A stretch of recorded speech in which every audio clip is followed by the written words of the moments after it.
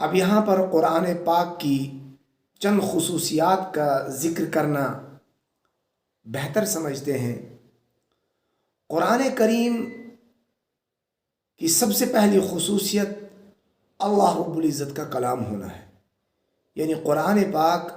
اللہ رب العزت کا کلام ہے۔ قرآن کلام الہی ہے۔ قرآن پاک تمام قسم کی، چاہے وہ علمی ہو یا تخیلی ہو، کسی بھی قسم کی آمیزش سے پاک ہے، یعنی انسانی علوم اور تخیل کی آمیزش سے قرآن پاک پاک ہے۔ قرآن پاک کے بارے میں رب العالمین خود تعارف کراتے ہوئے فرماتا ہے وَإِنَّهُ لَتَنزِيلُ رَبِّ الْعَالَمِينَ نَزَلَ بِهِ الرُّوحُ الْأَمِينُ عَلَى قَلْبِكَ لِتَكُونَ مِنَ الْمُنذِرِينَ بِلِسَانٍ عَرَبِيٍّ مُبِينٍ، یعنی قرآن پاک کو جو ہے رب العالمین کی جانب سے نازل کیا گیا ہے۔ یہ کسی انسان کا کلام نہیں ہے، اس میں کسی انسان کا کوئی عمل دخل شامل نہیں ہے۔ اور دوسری بات یہ ہے کہ اس قرآن پاک کو ایک مضبوط فرشتہ روح الامین، روح القدس، حضرت جبرائیل علیہ السلام اللہ رب العزت کے یہاں سے لے کر آیا ہے اور اس کو نقش کر کے گیا ہے جناب محمد الرسول اللہ صلی اللہ علیہ وسلم کے قلب اطہر پر، اور آپ صلی اللہ علیہ وسلم سے فرمایا گیا اب آپ کا کام یہ ہے کہ جس طرح پہلے انبیاء علیہ السلام نے لوگوں کو اللہ کی جانب بلایا، ان کو اللہ کی طرف دعوت دی، تو اسی طرح آپ کا کام بھی ہے کہ آپ لوگوں کو ڈرائیں۔ اور اس قرآن پاک کے بارے میں فرمایا گیا اس قرآن پاک کو ہم نے فصیح عربی زبان کے اندر نازل فرمایا ہے۔ تو پہلی خصوصیت قرآن پاک کا کلام اللہ ہونا ہے۔ قرآن پاک کی دوسری خصوصیت اس کا خلود اور دوام ہے، یعنی قرآن پاک جو ہے یہ کسی خاص زمانے کے ساتھ کسی خاص قوم یا خاص نسل کے لیے قرآن پاک نہیں آیا ہے، اور کسی خاص وقت کے لیے نہیں آیا ہے کہ اس کے بعد جو ہے اس کی ضرورت باقی نہیں رہے گی اور جو ہے اس میں کمی آ جائے گی، بلکہ فرمایا گیا کہ قرآن پاک تو ایک ایسا نسخہ ہے جس کی حفاظت کی ذمہ داری خود رب العالمین نے لی ہے، اور فرمایا گیا اِنَّا نَحْنُ نَزَّلْنَا الذِّكْرَ وَإِنَّا لَهُ لَحَافِظُونَ۔ تو دوسری خصوصیت قرآن پاک کا خلود اور دوام ہے، یعنی قرآن پاک ہمیشہ رہے گا، اس میں کوئی کمی پیشی نہیں ہو سکتی، نہ کوئی اس میں کمی پیشی کر سکتا ہے، کیونکہ اس کی حفاظت کی ذمہ داری خود رب العالمین نے لے رکھی ہے۔ قرآن پاک کی تیسری خصوصیت اس کی ہمہ گیریت ہے، یعنی قرآن پاک کسی ایک خاص زمانے کی رہنمائی نہیں کرتا ہے، کسی خاص ایک زمانے کے لیے نہیں آیا ہے، بلکہ قرآن پاک میں قرآن پاک کا تعارف کراتے ہوئے رب العالمین نے فرمایا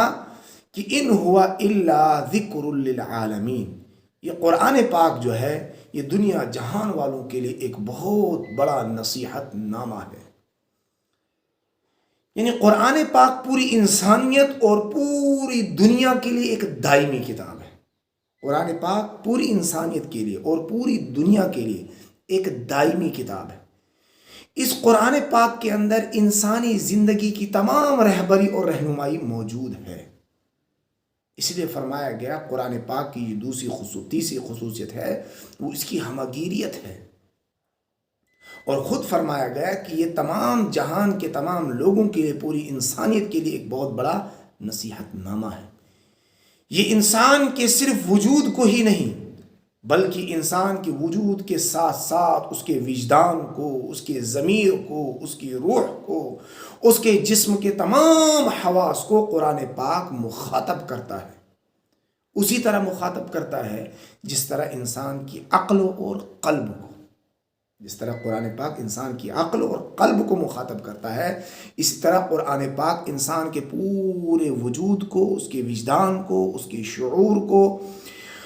تمام چیزوں کو انسان جو ہے مخاطب کرتا ہے، اس کے ضمیر ہو یا اس کی روح ہو، تمام کو مخاطب کرتا ہے۔ قرآن پاک کی چوتھی بڑی خصوصیت اس کا اعجاز ہے۔ نبی اکرم صلی اللہ علیہ وسلم کی زبان سے اللہ رب العزت نے اس وقت کے مشرکین کو مخاطب کرتے ہوئے فرمایا کہ تم افصح الفصحاء ہو، ابلغ البلغاء ہو، تمہیں اپنی زبان دانی پر بڑا فخر ہے، تم قرآن پاک جیسی 10 صورتیں لا کے دکھا دو، ایک صورت لا کر دکھا دو۔ اور پھر فرمایا گیا ایک ہی آیت لا کر قرآن پاک کی جیسی لا کر دکھا دو۔ جب یہ نہ ہو سکا تو رب العالمین نے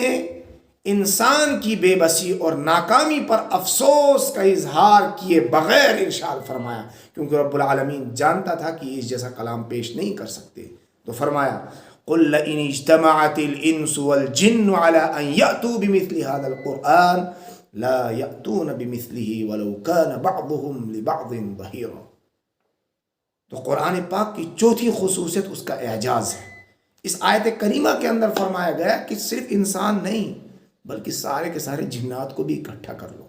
اور اگلے اور پچھلے تمام لوگوں کو اکٹھا کرو، اور اکٹھا ہو کر اس قرآن پاک کے جیسی اگر تم ایک آیت بھی لانا چاہو